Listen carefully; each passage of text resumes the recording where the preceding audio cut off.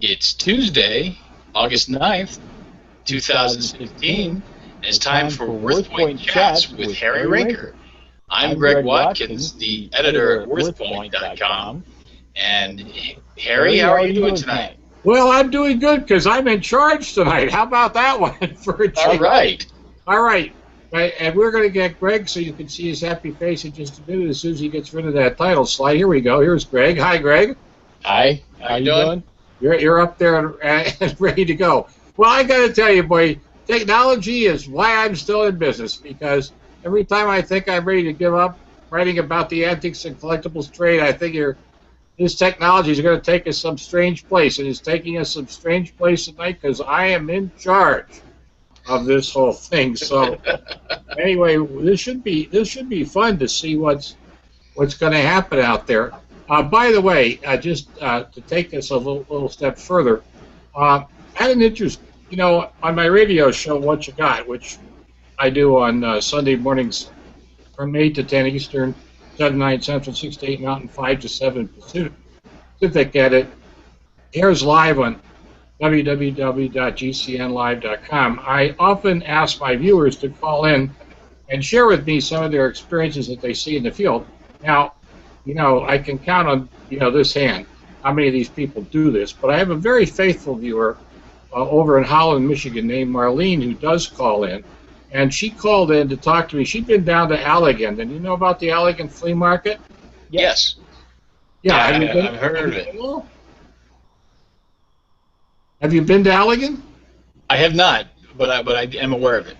Yeah, well, Allegan is kind of a wonderful place to go to. It's probably one of the last surviving real antiques and collectibles flea markets. In fact, I was talking with a friend who was down to Shipshewana, which was always now bills itself as the world's greatest flea market. That's only because it has more fleas than anybody else, I guess. But the point is that thing is more like a swap meet, like a southern swap meet these days, with tube socks and discontinued merchandise and a whole bunch of other things. There was a time when it was somewhat antiques and collectibles oriented, but it's not anymore.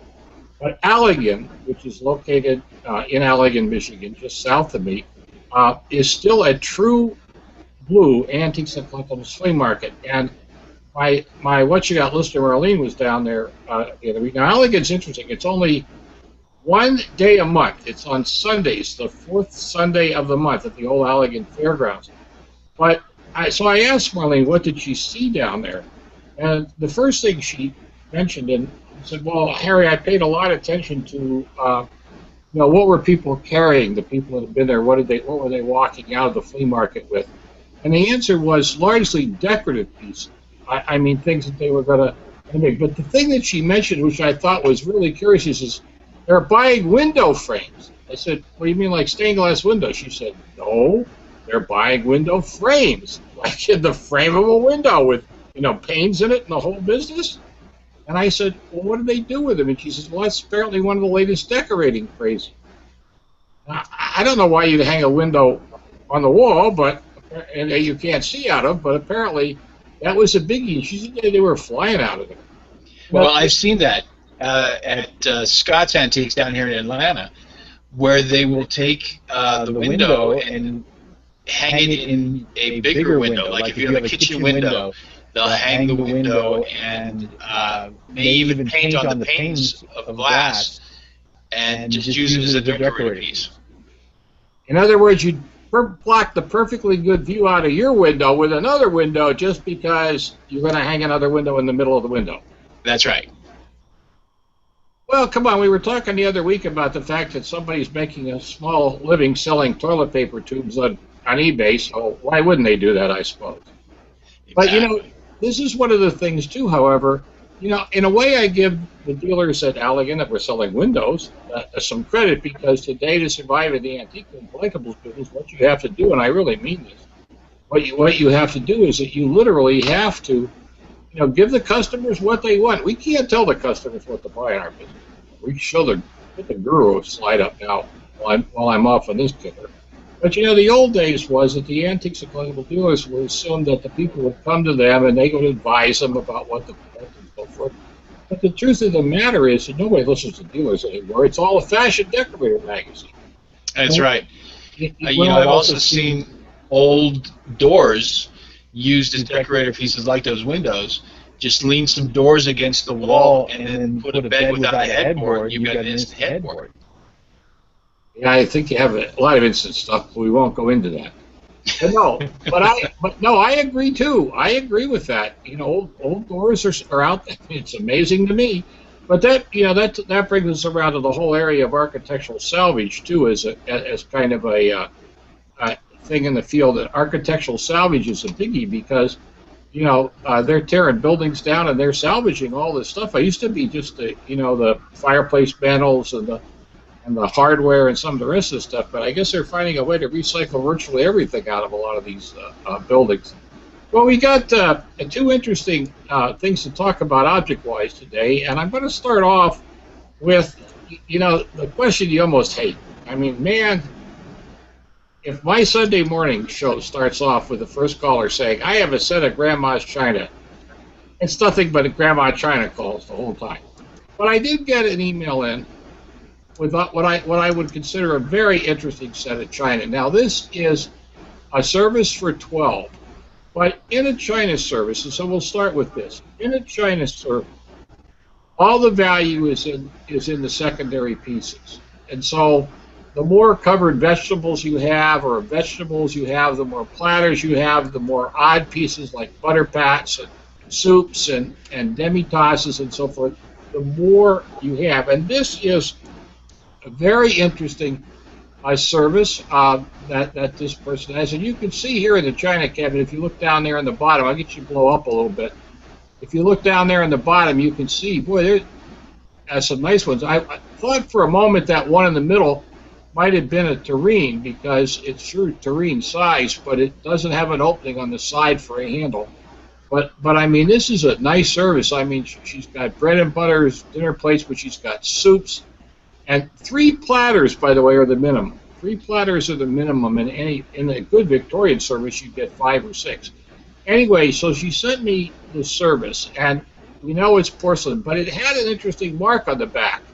And so I sent you that mark. I don't know if you have a picture of the mark there. Yeah, there it is. There's the mark. Now, did you try to find that in the map space at all? Yes. And it did not come up in the beta search. So, I know it didn't. You want to know how I know that? Because you tried it. Well, I did. That's true. I did try that. That is absolutely right. But it's not a manufacturer's mark. Is it a retailer's mark? It's an importer's mark. Import. Okay. Yeah. This is one of the things when you're out there identifying pottery and porcelain and all the rest of this type of stuff. We tend to want everything to fit the norm, and the norm would be that we'd look this mark up and we'd say, hey, you know what? Guess what? This is a pattern mark. This is a maker's mark. But we forget that a lot of these companies in Carlsbad and Limoges, France, representatives from big department stores and so forth would go over there and would order patterns exclusive to that department store, or as in the case of this particular mark, what they did is this is an importer. This is an importer in New York, Louis Strauss and Sons. And this is their mark, and it's from Carlsbad, Austria. I found it by using Röntgen's book on marks, which is my favorite book for European marks. But this is Louis Strauss and Sons, New York.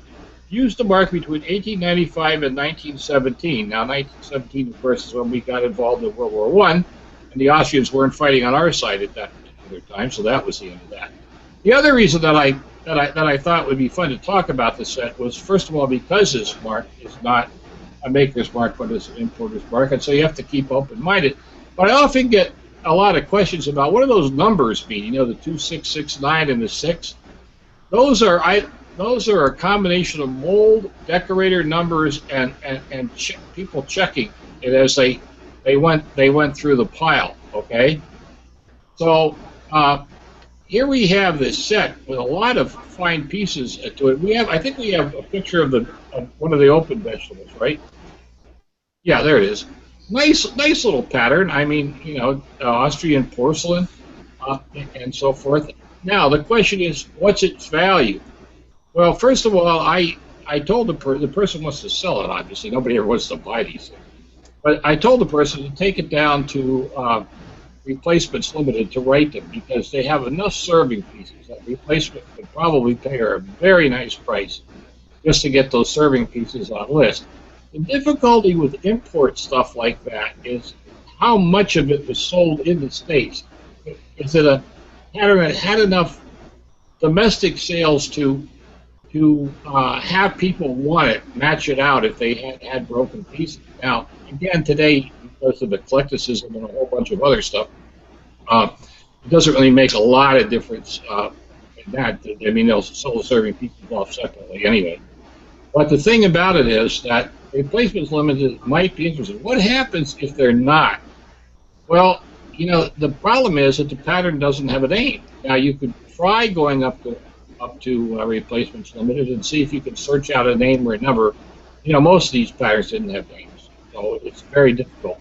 But if Replacement would have it in inventory, that'd be even a bigger deal because then they probably have a list of people waiting for it.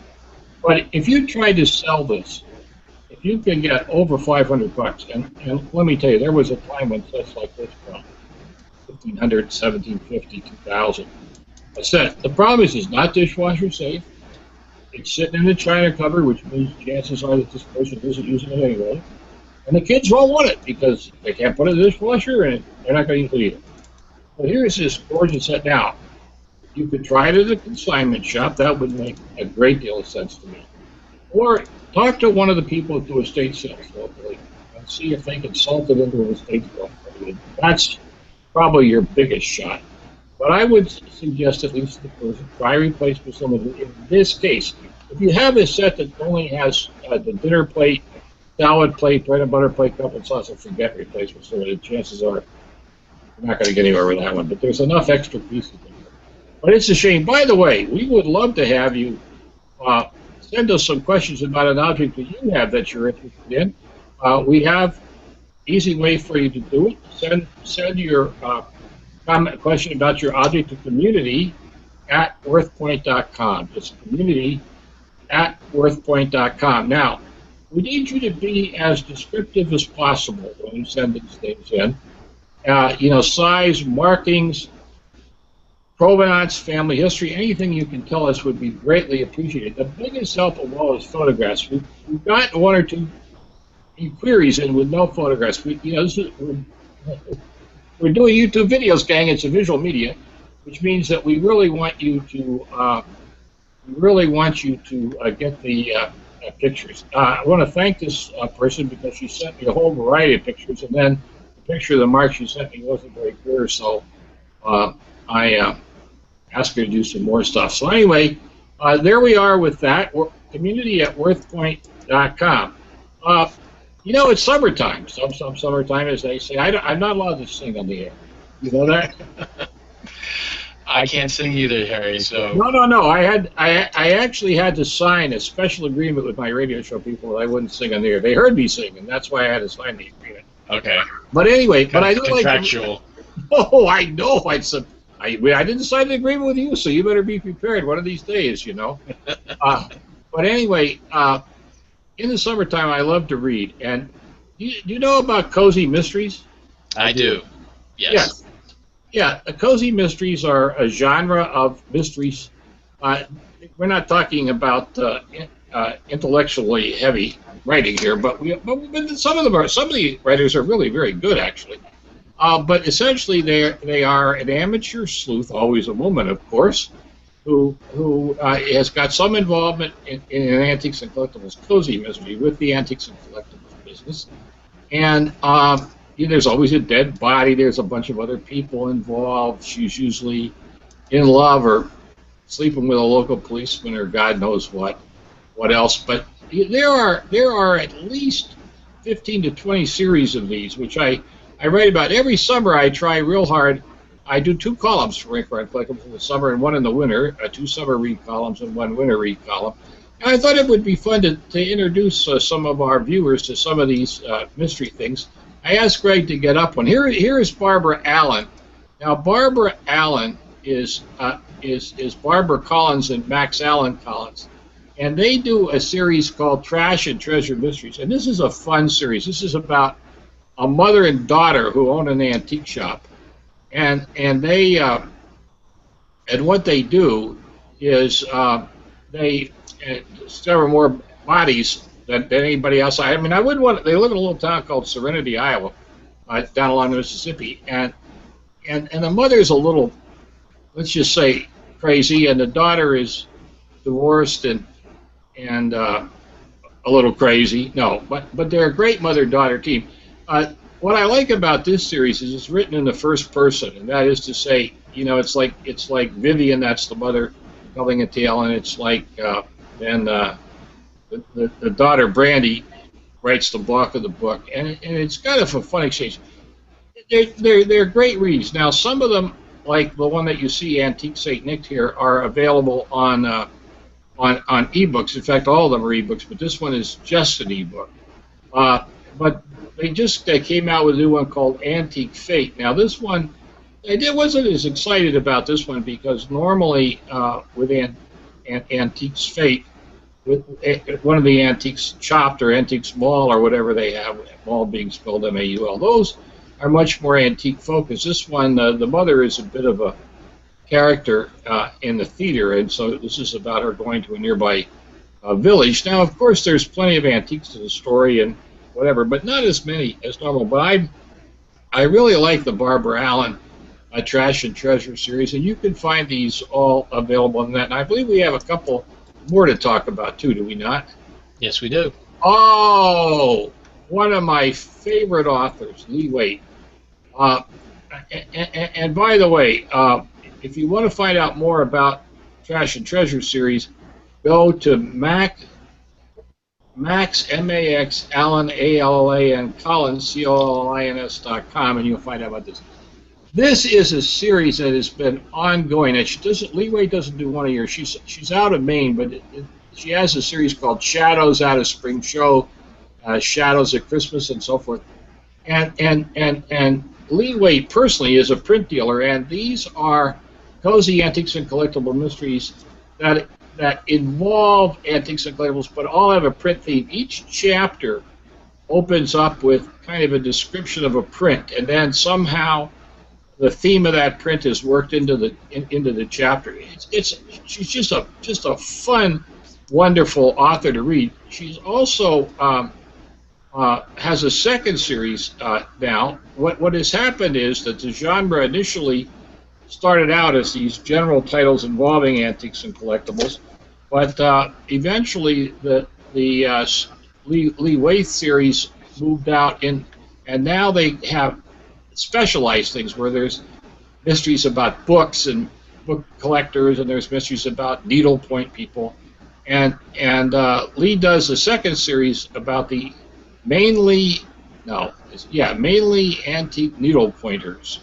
It's again a needlepoint group located in Maine, and it's another wonderful series. You can find all about Lee's book by going to the website leawait.com. That's LEAWAIT.com, and any of the books in this series are great fun. Now, each book is a kind of a standalone series, but if you buy them in the order they're written, they do build on top of one another. What else do we have?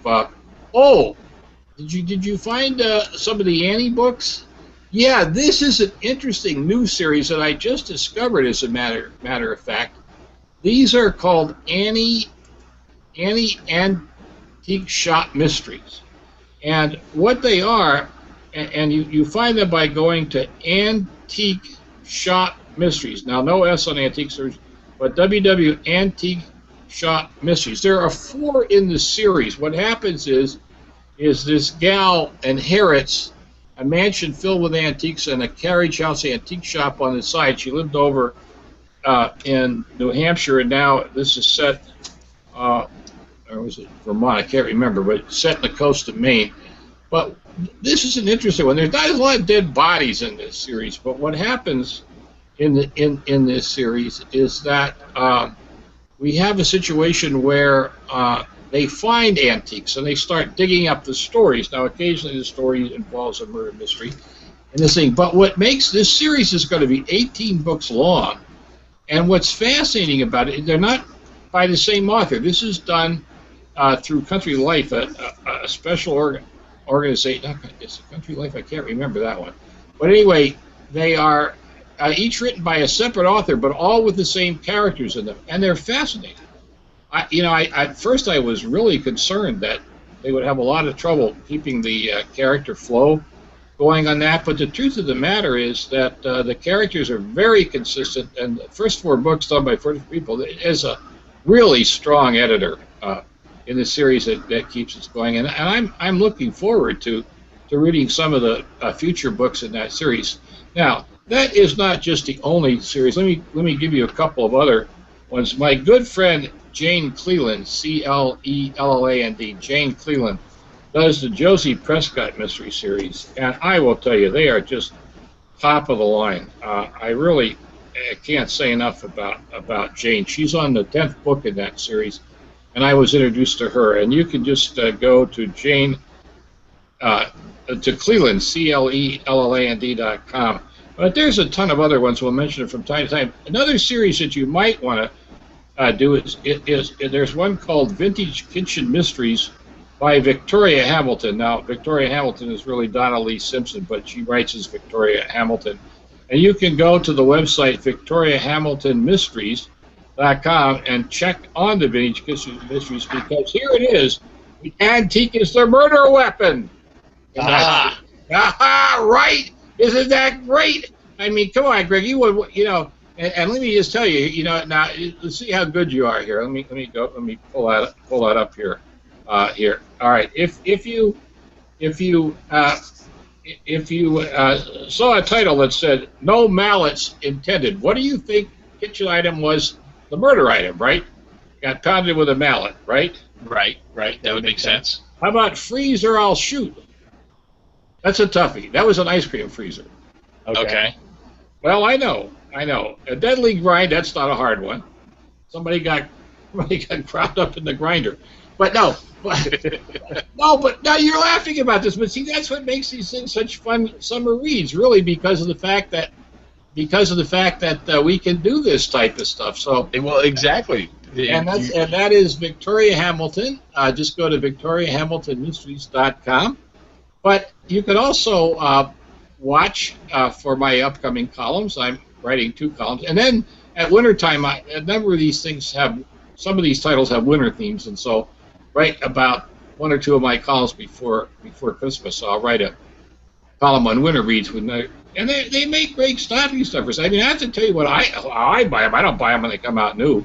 They send them to me free. No, what happens is that you go up and you can buy them on eBay for $1 and pay a couple of bucks shipping, and boom, they're here. And so it's really kind of fun for me. I really like it. Well, I got an interesting email in the other day, Greg, about a pocket knife, which is one of those other things too, where I love. We're talking about mystery objects. Here's a great example. Do we have a picture of our pocket knife here? I hope. I do. Hang on one second. I got to get it up. We're looking for the picture of the pocket knife. And one nice thing about these chats is they're somewhat informal, which means that we are just goofing around trying to figure out how to make the darn thing work. Greg is still looking for the picture. There's the knife. All right, let's There it is. There it is. Yes, it is. And this is an interesting knife. This came in from a person who says from somebody in Bowie, Texas. Now, you would think if they lived in Bowie, Texas, they'd have a Bowie knife, right? Yeah, one bigger than that. No, Bowie. Yes, I get criticized by those Texans if I don't pronounce it right. Bowie, Texas. Anyway, found this pocket knife and thought it might be interesting. It's marked Colonial Province, USA, and so I decided while I look up the knife company. And are you ready for this? The knife company's still in business.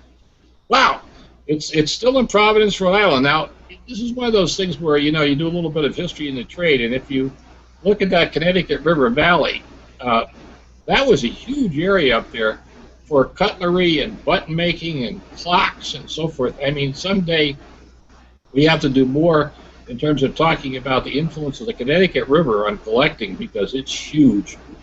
Did a lot of jewelry findings, and Providence, Rhode Island, and that area all became part of that. Well, these are the Palo Antonio brothers, or Paoli Antonio brothers, whoever they were.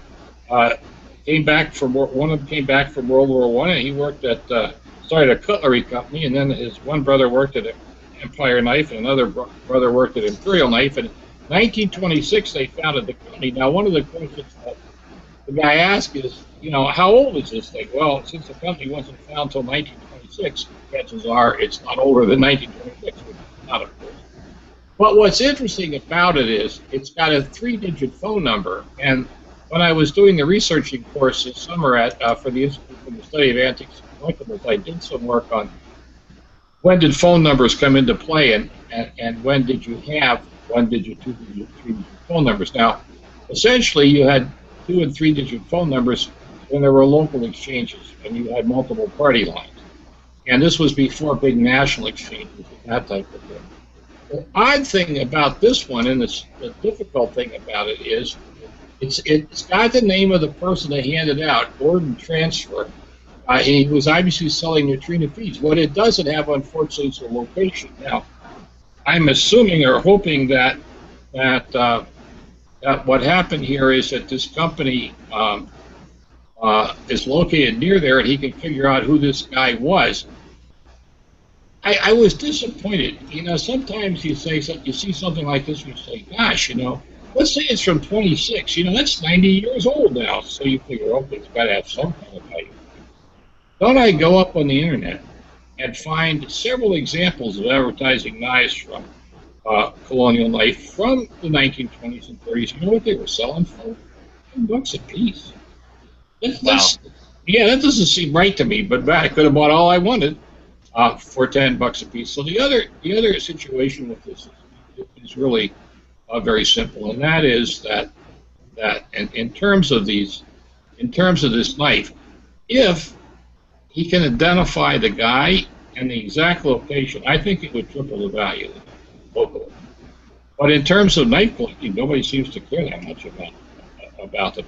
And that's where you get caught up in this whole business about age and value. Just because something's old doesn't mean it has value. You've got to have a market for it, and all the rest of that type of stuff. So that was kind of a fun piece out there to research. Also, because you think the company would be long on. By the way, in the trivia only you and I would know about in terms of that was the fact that this company also in the late 1980s, early 1990s made a set of private label knives, and I don't know if you remember go up the internet and see them, these pocket knives, Riders of the Silver Screen. They did one for Tom Nixon, Roy Rogers, and Hopalong Cassidy, and Daniel Boone, and Elvis Presley. I don't know what Elvis Presley had to do with Riders of the Silver Screen, but nevertheless, they did them, and they were selling them for $20 a piece, and you see them up there. These are, of course, later fantasy knives. They were never issued when these people were issuing licenses, but they did a whole bunch of that stuff. But interesting history of the company. I mean, this is what I get wrapped up about, and you know this as well as I do, that it's all about the stories that these things have. Right. And I love the stories. Well, by the way, what is going on at WorthPoint these days? Well, we are still working on the beta testing for our marks visual recognition.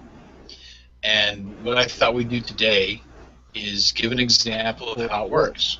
So hang on a second, let me get to the right screen. As opposed to the left screen. That's right. Okay, so if you go to WorthPoint, this is the home page right now.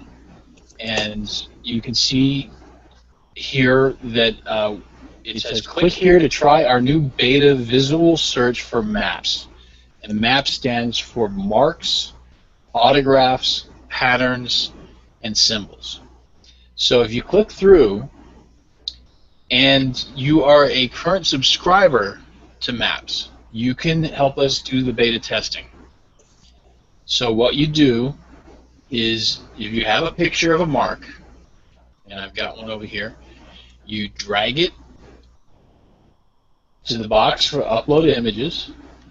So here it is. And then click search. Okay. And if we have a match, then you're going to see it down here.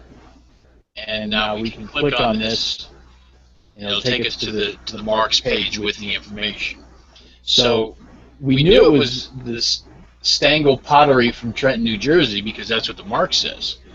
But now, because we get the extra information, we can see that the company was in existence from 1805 to 1978, and they used this particular mark around 1972.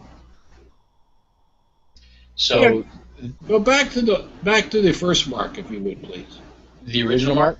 Yeah, the one that you used to get into the maps unit. Okay, hang on a second. Let me get into the screen.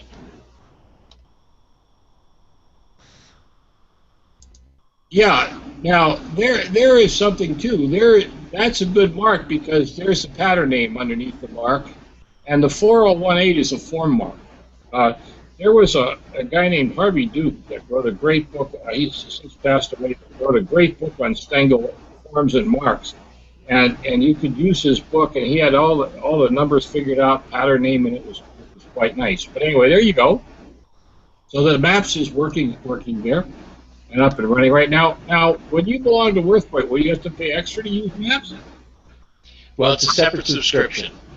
The WorthPoint Worthopedia is one fee, and if you wanted to add the marks, you could. If you wanted to buy marks independently of the Worthopedia, you could also. Okay. I would. So you have a choice of which way you want to fly, right? Yes. But if you want them both, along with the digital library, then you will be getting a discount of about 20%. And one has to remember that, even when you go up on the internet to buy a lot of these books used, it still can be rather expensive, and so it may seem like the cost you wonder about it, but at the same time, imagine what you'd have to pay if you'd have to try to get all the local books in there, right? Exactly. If you were buying one book a month, then it would pay for the subscription that way. Absolutely. By the way, speaking of that, what's going on with the contest of going to Mexico? Well, we have a few weeks left to enter. 27 days, so that's just under a month. And yeah, it usually is. Go ahead. So the contest, the sweepstakes this time, is a trip to Mexico City with Will Seipel, our founder and CEO, and you get to go through the antique districts of Mexico City with Will and have a little shopping spree. The dates for the trip are October 14th through October 17th. So there's a quick turnaround. If you win, then it's almost time to pack and go. Well, speaking of time to go, it's time to go. It is. It's time for us to bring this to an end. Greg is going to put up his screen here. I'm going to put that up. He's going to give some out music, and he is going to take us down. While we're doing all this, I want to remind everybody we'll be back next Tuesday evening at 9 o'clock. That's right. So until then, Harry, have a good week. You too, sir. All right. Bye-bye.